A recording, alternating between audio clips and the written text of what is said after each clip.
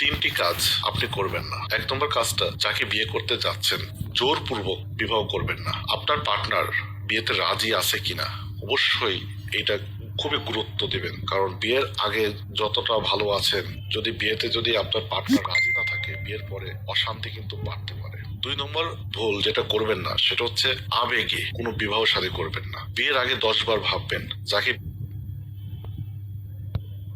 বিবাহ করতে যাচ্ছেন আপনার জীবন সঙ্গী হিসাবে কতটুকু পারফেক্ট হতে পারে, বাকিটা আল্লাহ তাআলা সঠিক জানে। কারণ আপনি যদি কোনো আবেগের বশে যদি এইরকম একটা সিদ্ধান্ত নেন, যেটা ছেলে খেলা অনেকে মনে করে বিবাহ শাদী হুট করে করে বসে, পরবর্তীতে ১ মাসের মধ্যে ডিভোর্স হয়ে যায়, এই কাজটা করবেন না। ৩ নম্বর কাজ, কখনোই অহংকারী, জেদি এই ধরনের নারী পুরুষকে সিলেক্ট করবেন না। এই অহংকারের কারণে সংসারে কখনো সুখ শান্তি থাকে না। এই ৩টা কাজ যদি কোনো পুরুষ বা নারী বিয়ের আগে গুরুত্ব দেয়, ইনশাল্লাহ তাদের দাম্পত্য জীবন ভালো থাকবে।